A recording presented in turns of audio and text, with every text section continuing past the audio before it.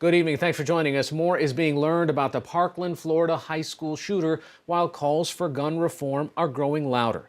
The Florida Sun-Sentinel newspaper spoke with the family that took Nicholas Cruz into their home after his mother's death. Quote, "We had this monster living under our roof and we didn't know." Kimberly Sneed told the paper, "We didn't see this side of him." Just 5 days prior to the shooting, Kimberly Sneed had taken Cruz to her own therapist. The Sneeds, gun owners themselves, say they made Cruz put his guns in a safe, insisting they didn't know until the massacre on Wednesday that he kept a key. The principal of Marjory Stoneman Douglas High School, Ty Thompson, posted an emotional video to the school community. "I promise you, I will hug each and every one of you as many times as you need. And I will hold you as long as you need me to for all 3,300 of you and your families, and we will get through this together."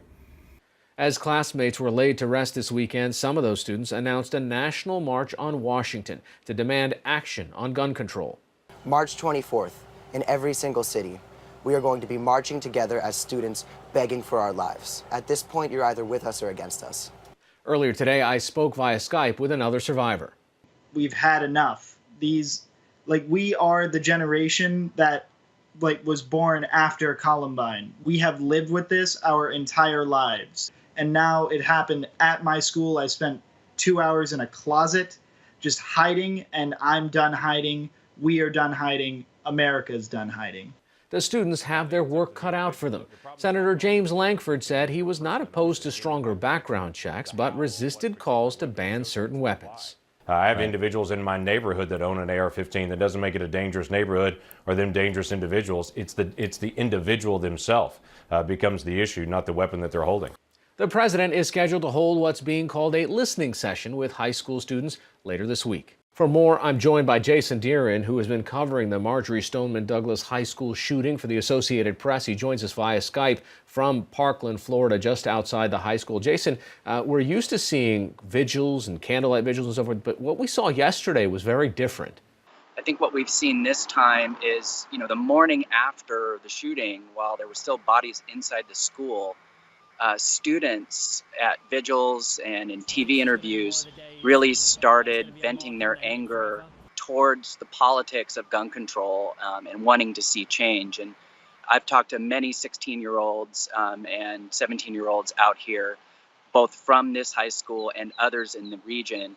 And there's a lot of fear about the future, about their safety, and that's also turning into anger and in some cases some political activism, which we're seeing. And this is different from other shootings that you've covered, like the Las Vegas shooting or the Orlando Pulse nightclub? Not yet. In all of the shootings that I've covered, there have always been calls for gun control afterwards. What's different this time is that the victims were in high school. They're of an age now where they feel comfortable going on camera and speaking about their feelings about gun control and their fear for going back to school. And so I think what's different this time is we're seeing the people actually affected from this school and also other schools in the region and the country speaking out in a way that we really hadn't seen before from a big group of young people. There have been calls for gun control, of course, after any other mass shooting. But unlike Newtown, where the victims were so young, I think we see that the people at this school are of an age where they feel comfortable speaking out and getting politically active. And that's the difference. Whether it makes a difference in the long run, that will remain to be seen. We still have to see. So is the momentum different or their ability to organize different? I think so. The momentum, it's still, pretty soon after the shooting and things are still raw. So you're seeing a lot of that anger. But there are plans being made now to organize a march to Tallahassee, the state capital of Florida. So I've heard some plans of a march coming together for a march on Washington by youth. There are also around the country calls for walkouts of school in this coming week, not just in Florida, but in other states that we're finding. So it does seem to be a little bit different this time because the kids in high school feel comfortable speaking for themselves. All right, Jason Dearen of the Associated Press joining us via Skype just outside the high school in Florida. Thanks so much. Thank you.